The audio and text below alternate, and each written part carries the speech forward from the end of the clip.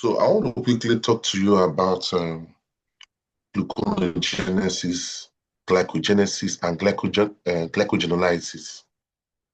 Um, Now, from the 10-step reactions in glycolysis, glycolysis is a 10-step reactions, and it occurs in the cytosol of the cells.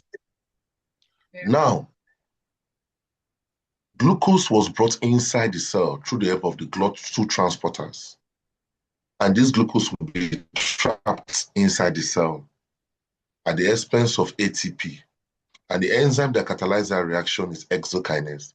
Depending on the compartment of the cell, if it is in the liver, it's going to be called glucokinase.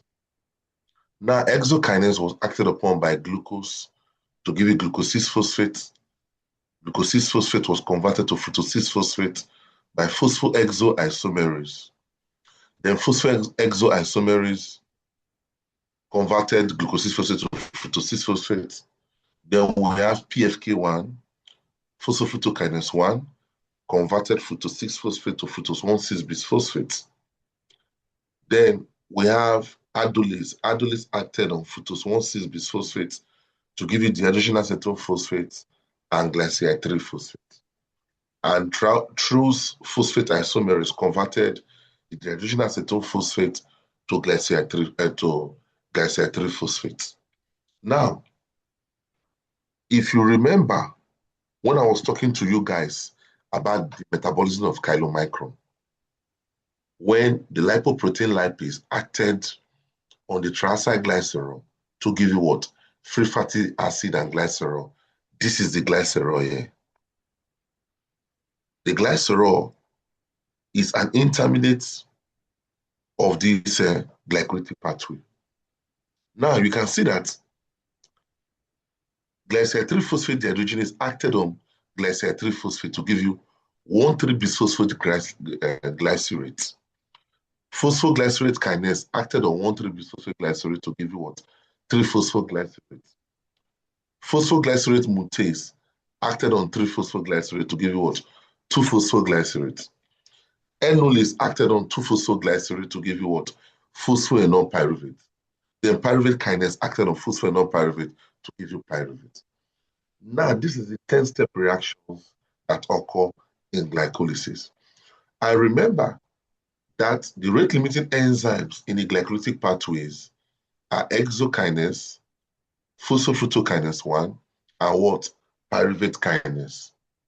These are the rate-limiting enzymes. Now, there is something you need to understand about what is going on here.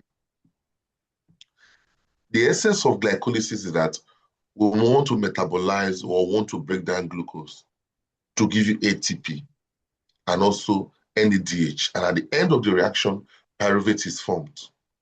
Now, glycolysis is a central metabolic pathway that converts one molecule of glucose. Now, I want to ask you something. Under the chemistry of carbohydrates, remember that carbohydrates are classified into monosaccharides, oligosaccharides, and polysaccharides. Now, under monosaccharides, we have glucose, we have fructose. These are the monosaccharides. We also have galactose. Now, there is something you need to understand. The general molecular formula of glucose is H12O6. Also, the general molecular formula of fructose. Now, glycolysis, it has already been established that it's a central metabolic pathway, molecules of pyruvate. And at the end, DH. Now, where do so? And it consists of what? 10 enzymes that catalyze the steps, and they're divided into two phases.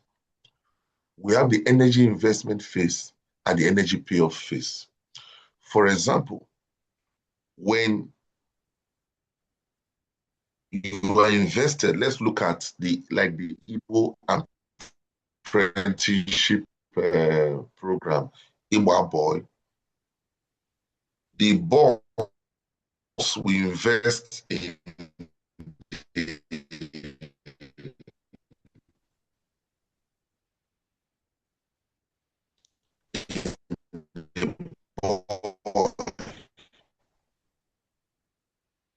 Okay, see that. Hello?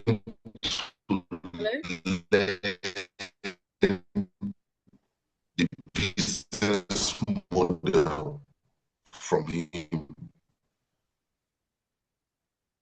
In a guide him by that area where is and who is business. Me. Hello. Yeah, I can hear you now. I can hear you now. I can hear you now. You're talking about apprenticeship, general investment phase and the energy investment phase and the energy payoff phase. Now, yes,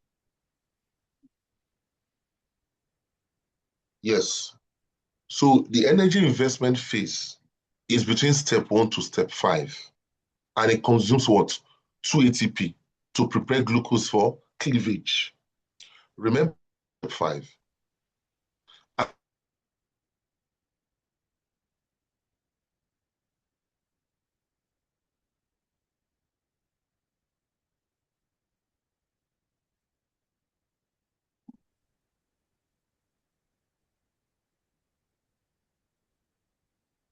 Okay.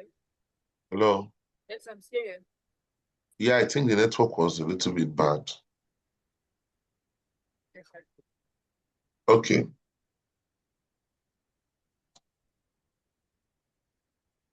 Just give me a few minutes, please. Excuse. Hello?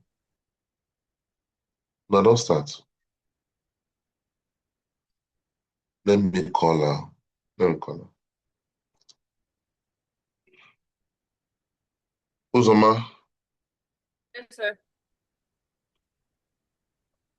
Yes, sir. yeah, hold on. So we have the energy investment phase, and we have the energy payoff phase. The energy investment 5, and it consumes 2 ATP that will eventually prepare glucose for cleavage. While the energy payoff phase is between step 6 to step 10, and it produces what? 4 ATPs. Now,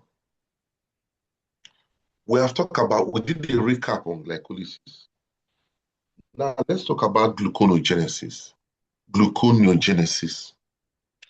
Gluconeogenesis is a metabolic pathway that produces glucose from non-carbohydrate sources.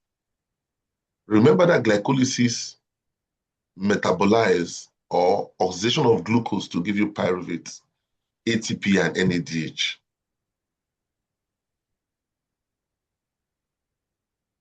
Gluconeogenesis is a metabolic pathway that produces glucose from where?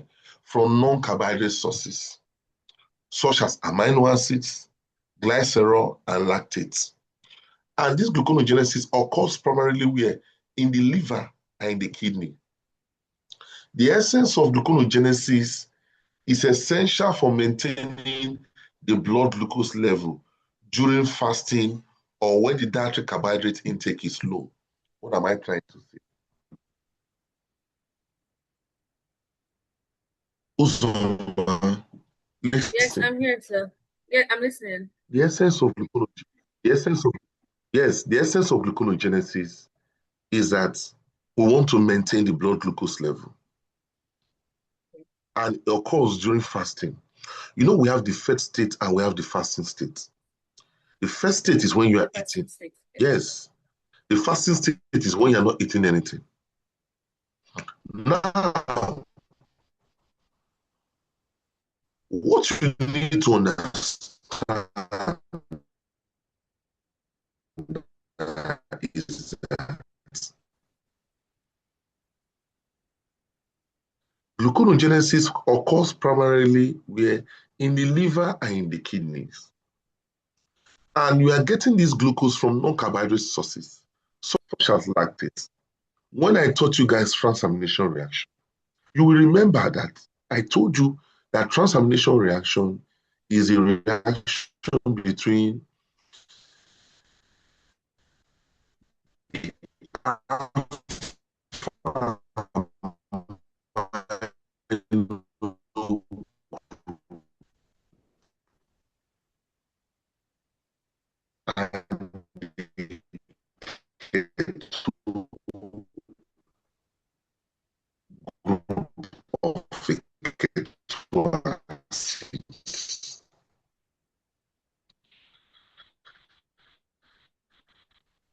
and it's catalyzed, for example,